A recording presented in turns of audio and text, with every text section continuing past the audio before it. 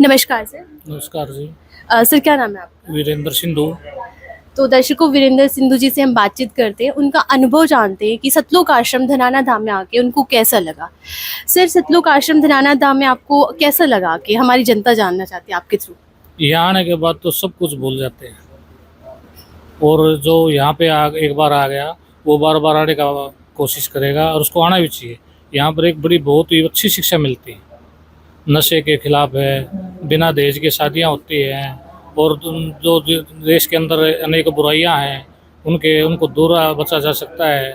अच्छे अच्छे लोग मिलते हैं, और जो जो अच्छे लोग मिलेंगे तो अच्छी बात होगी, अच्छी बात होगी तो अच्छा प्रचार होगा, और जिससे कि एक मैसेज चला जाता है कि एक धनाना में संत रामपाल जियों के नया आश्रम बना रखा है, जो आज यहाँ से शुरू किया था।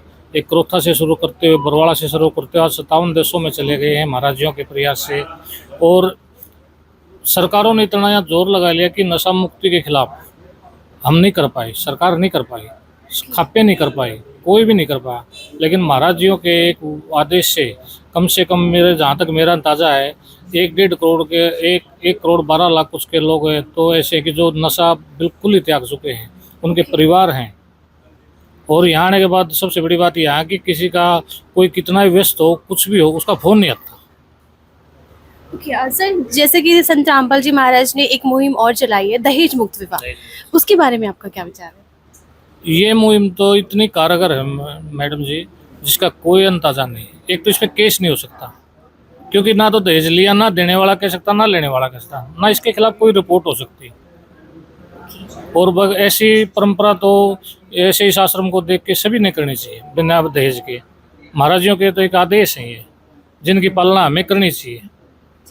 भंडारे की व्यवस्था में क्या बताना चाहेंगे सर, कैसी व्यवस्था है? क्योंकि ये हर 2 महीने के बाद ये भंडारा होता है सतलोक आश्रम में। बहुत सारे आश्रम है संत रामपाल जी महाराज के, और ये जो भंडारा है शुद्ध देसी घी से बना होता है। तो यहाँ की साफ सफाई और यहाँ की व्यवस्था के बारे में आपका क्या विचार है? ये भंडारा नहीं, यहाँ तो प्रसाद मिलता है। और हम ये तो इतने बड़े कम से कम 3 दिन का कर देते हैं महाराजियों के आदेश से। अगर एक दिन इकट्ठे हो जाए तो यहाँ आदमी नहीं मिलेगी, जगह ही नहीं मिलेगी पाँव पर रखने की। एक शादी में चप्पल गुम हो सकती है, लेकिन यहाँ 10 लाख लोगों में चप्पल गुम नहीं हो सकती। और भंडारा तो इतना शुद्ध और है, जिससे खाने के बाद भी अंदर से एक आवाज़ आती है कि हमने ये फल स्वरूप खाया है, हम इसका कर्ज अदा करें, चाहे वो देश की सेवा के लिए हो, जो महाराज जी के आदेश हो उसके प्रचार को आगे बढ़ाएं। सर, जैसे कि देखा जाता है दिन पे दिन संत रामपाल जी महाराज के जो श्रद्धालु है वो कोई भी ऐसी कोई समस्या आती है कहीं भी, जैसे बाढ़ पीड़ित लोगों को इन्होंने इतना हेल्प किया है, खाने से रिलेटेड हर तरह से उन्होंने उनकी सहायता की, बढ़ चढ़ कर हिस्सा लेते हैं। उसके बारे में आप क्या कहना चाहेंगे? बाढ़ रही क्यों मैडम? इसमें देखो, आप पीछे हमारा एक एजिटेशन हुआ था जाट आरक्षण के नाम से, किसान आंदोलन हुआ था। वहाँ पर महाराज जियों ने पहले दिन से लेके आखिरी दिन तक किसानों की सेवा की, जिसका हम भी किसान हैं, सारे किसान हैं, उसका हम कोई मतलब मुकाबला ही नहीं कर सकते। उनका बहुत बहुत धन्यवाद करते हैं, और हर मामले में जाते हैं महाराजियों का। कहीं भी किसी चीज़ का एजुकेशन हो, चाहे वो सरकार का हो या किसी संगठन का हो, ये महाराजियों ने बताया कि सेवा करनी है। ओके, वो सेवा समझ के बढ़ चढ़ कर हिस्सा सेवा करनी। और ये कोई माध्यम तो है नहीं, कोई बिजनेस का नहीं है। क्यों महाराजियों ने बिजनेस करना होता तो कोई दिक्कत नहीं थी, क्योंकि वो खुद एक ऑफिसर पद से पहले त्याग पत्र दिया था महाराजियों ने। अगर उन्होंने पैसे के ऐसा मामला होता तो वो नौकरी करते। और मैं पीछे मनोज जियों का एक इंटरव्यू सुन रहा था, पीछे उन्होंने बताया है कि महाराज जी ने बताया था कि घर कैसे चलेगा। तो महाराज जी ने कहा था, महाराज जी के भाई गए थे महाराज जी के पास, अगर जी आप तो यहाँ आ गए, अब घर कैसे चलेगा? बोले इससे भी अच्छा चलेगा। और उस टाइम पे उन्होंने मनोज जी और वीरेंद्र जी ने एक किराने की दुकान की थी रोहतक के अंदर। एक शहर के अंदर होते हुए लाख 1.25 लाख तक की सेल चली जाती है, तो वो एक आदेश महाराज जी के आदेश की वजह से। तो सर, हम आपसे एक रिक्वेस्ट करना चाहेंगे, जैसे कि आप जनता आपको देख रही है और जो न्यू युवा पीढ़ी है जो नशे की तरफ ज़्यादा बढ़ाव हो रहा है, और डॉरी फ्री मैरिज जो हो रही हैं, जो कि जनता में नहीं हो रही है, समाज में नहीं हो रही है, तो उसको कितना सपोर्ट करना चाहेंगे? युवा पीढ़ी को तो उनके पूर्वजों ने ही संभालना पड़ेगा। उन्होंने सत्संग सुनाना पड़ेगा महाराजियों का, उनको लेके आना पड़ेगा। युवा पीढ़ी तो एक बेचने वाली चीज़ होती है वो कहीं भी बेच सकती हाँ है। जी। अगर उसके बड़े बडेरे उसको लेके आश्रम में आएंगे, हाँ जी। और अब तो आजकल ये तो है नहीं कि धनाना ही आना है, हाँ जी। भिवानी है, नज़दीक है, हिसार में है, काफी सारे काफ़ी आश्रम। कुरुक्षेत्र में है। तो युवा पीढ़ी को तो उनके परिवार को सोचना पड़ेगा, हमारे युवा पीढ़ी को कैसे बचाया जा सकता है।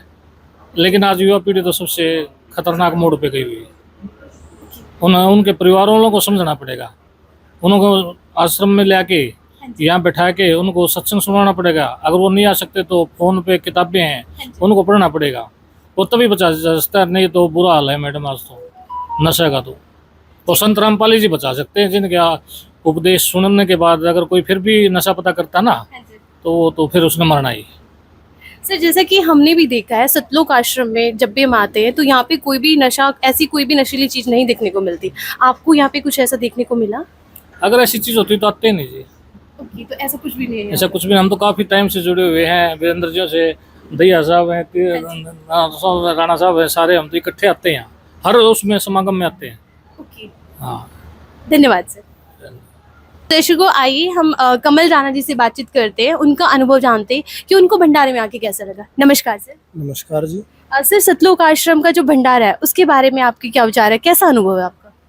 यहाँ बहुत अच्छा लगा जी, और हम तो 5 साल से जुड़े हुए हैं, और यहाँ आने से इस कॉलरी में पैर रखने से विचार बदल जाते आदमी के।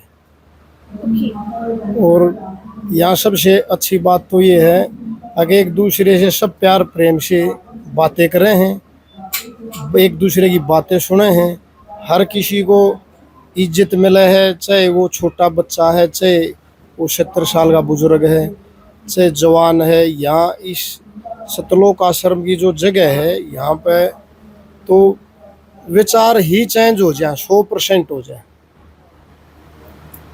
सर जैसा कि हमें सुनने को मिलता है कि जो सतलोक आश्रम में आते हैं भंडारे की व्यवस्था है, क्योंकि यहाँ पे काफ़ी बहुत सारे श्रद्धालु आते हैं, उसमें कोई आपको अव्यवस्था कुछ ऐसे देखने को मिला, कुछ भी भेदभाव जात पात का इस तरह का कुछ देखने को मिला?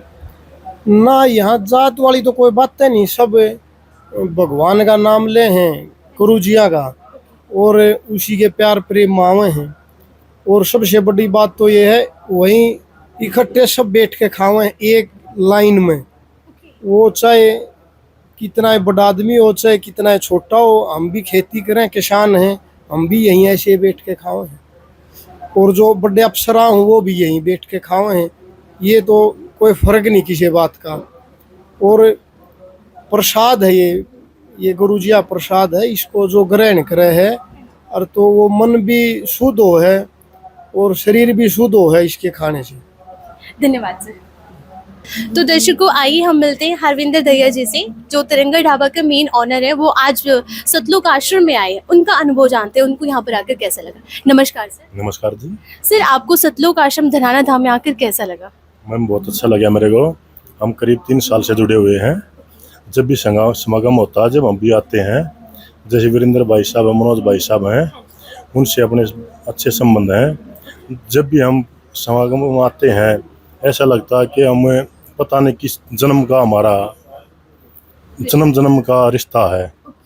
तो जैसा कि हमारे देश साफ सफाई की है या भोजन की व्यवस्था है बहुत बढ़िया, यहाँ लाखों की भीड़ आती है, तो उसके तरीके से हम भी एक अलग गर्व महसूस करते हैं। 3 दिन का भंडारा जो पूरे संबंध देशों में चलता है, ये बहुत ही बड़ी बात है। जैसे कि गुरुजी हैं, वे उनकी आशीर्वाद से आज जो कहाँ से लेकर कहाँ तक पहुंच गया, बहुत ही बड़ी बात है जी। ये जिसकी कल्पना भी नहीं की जा सकती, जिसमें लाखों ने करोड़ों की संख्या में नशा मुक्ति, नशा से दूर हो चुके हैं बच्चे। यहाँ कई हजार शादियाँ हो चुकी हैं, जैसे बगैर ही दान दहेज के।